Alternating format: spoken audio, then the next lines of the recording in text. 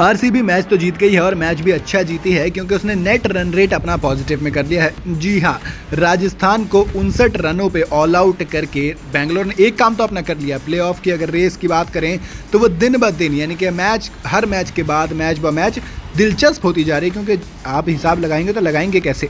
आपने हिसाब लगाया था कि भैया ये टीम हारेगी वो टीम जीतेगी, तो बेंगलोर ने अपना काम कर दिया, उसने राजस्थान को हरा दिया, वो भी अच्छे रन रेट से 112 रन से मैच जीते। और मैच बनाया वेन पार्नेल ने, पूरे पावर प्ले में विकेट हो गए ना, 5 विकेट जो इन्होंने निकाल दिए, वहाँ से मैच आप जीते थे। वरना आपने डिसीजन लिया कि आप विनिंदु हासारंगा और जोश हेजलवुड, जो कि इंटरनेशनल मार्केट में बहुत बड़ा नाम है, यानी क्रिकेट के मार्केट में बहुत बड़ा नाम है, उन्हें ड्रॉप करने का फैसला बहुत अच्छा साबित हुआ और उन्होंने क्वालिफाई के लिए अपनी जो उम्मीद थी वो बरकरार रखी है। देखो, एक ना सिनेरियो कहा जाता है कि आपको क्या करना है, आपको ये करना है कि आप 16 पॉइंट कर लीजिए। 16 पॉइंट के बाद आपकी क्वालिफिकेशन लगभग तय मानी जाती है। बहुत कम चांसेस होते हैं, लेकिन इस बार के आईपीएल का दिलचस्पी आप ये देखिए कि 16 पॉइंट के बाद भी टीमें बहुत ज़्यादा दुविधा में रहेंगी। एक बार मैं आपको ये सिनेरियो, पहले आरसीबी कैसे क्वालिफाई करेगी वो सिनेरियो बताऊंगा, लेकिन उससे पहले मैं आपको ये बता देता हूँ कि पॉसिबिलिटी क्या है कि कौन सी टीम कितने ज़्यादा पॉइंट ले सकती है। यानी कि अब अभी के बचे हुए अगर अपने सारे मैच जीते तो वो कितने पॉइंट्स ले सकती हैं। दिल्ली की बात नहीं करेंगे क्योंकि दिल्ली बाहर हो गई है, ठीक है, दिल्ली को अब रहने देते हैं, बाकी टीमों की बात करते हैं। ऑफिशियली एलिमिनेट अभी सिर्फ दिल्ली हुई है। तो गुजरात अगर अपने सारे मैच जीती है तो उसके हो जाएंगे 20 पॉइंट। भैया 20 पॉइंट, यानी कि मैं क्या बताऊं, डिफेंडिंग चैंपियंस ने दिखा दिया कि भैया डिफेंडिंग चैंपियंस नहीं है, इस बार शायद चैंपियंस ही बन के निकलेंगे। सीएसके जो कि आज का मैच तो लगभग छोड़ दीजिए, लेकिन अगर सीएसके अब सारे मैच जीतते तो 19 पॉइंट हो जाते उसके। मुंबई इंडियंस की अगर बात करूं तो वो मैक्सिमम 18 पॉइंट्स पे पहुंच सकते हैं।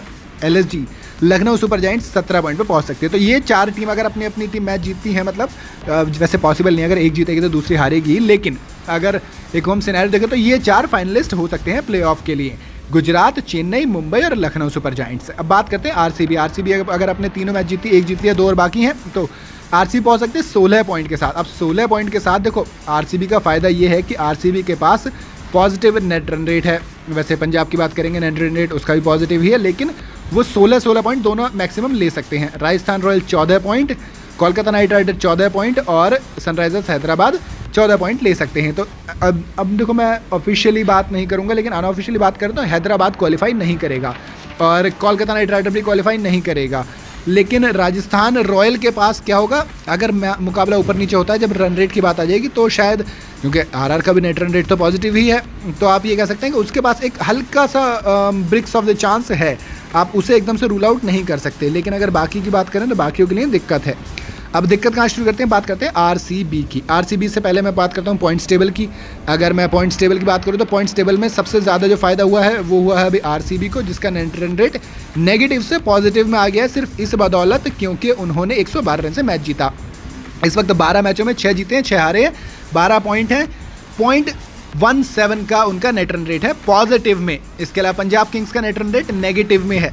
यानी कि अभी अगर हम बराबर पॉइंट्स आते हैं, यानी 16 पॉइंट अगर आरसीबी दोनों मैच जीत जाती है तो आरसीबी के पास एक एज है, वो क्वालिफाई कर जाएगी। लेकिन उसके लिए आपको क्या करना पड़ेगा, अभी आप हैं 5th प्लेस पे, यानी 5वीं पोजीशन पे। अब अगर आपको 5वीं पोजीशन से बाहर आना है तो आपको क्या करना पड़ेगा, आपको दुआ करनी पड़ेगी कि एलएसजी को कोई एक टीम मैच हरा दे, यानी कि लखनऊ सुपर जायंट्स को एक मैच हारना पड़ेगा अगर आरसीबी को क्वालिफाई करना है। उसके अलावा सबसे इंपॉर्टेंट चीज़, आपको दोनों मैच बचे हुए भी जीतने पड़ेंगे। जो आपके मैच हैं गुजरात टाइटंस के साथ है, एसआरएच के साथ है, तो हैदराबाद को देखो आप उम्मीद कर सकते हो हरा सकते हो, लेकिन भैया गुजरात को हराना एक बहुत ही हैवी काम होने वाला है। बहरहाल, लेकिन कैलकुलेटर मोड है तो आरसीबी के लिए तो भैया यही करते हैं ना, हिसाब लगाते हैं, तो हिसाब लगा रहे हैं। इसके बाद हम दुआ ये करेंगे एमआई और केकेआर के साथ मैच बचा है लखनऊ का, तो या एमआई या फिर केकेआर लखनऊ सुपर जायंट्स को हराए, ये सबसे इम्पॉर्टेंट है। उसके अलावा डीसी या आरआर पंजाब किंग्स को हराए, और अगर नहीं भी हराती है तो नेट रन रेट, यानी कि पंजाब अगर जीते तो भी बड़े मार्जिन से न जीते, मतलब नेट रन रेट पॉजिटिव ना हो पाए, आप ये दुआ कीजिए, ठीक है। और इसके बाद आपको एसआरएच और जीटी को तो हराना ही है। तो कुल मिला के फिलहाल तो यही सिनेरियो है जो बन रहा है। आपको क्या लगता है कि आरसीबी क्वालिफाई कर पाएगी या नहीं, मुझे कमेंट में ज़रूर बताइएगा।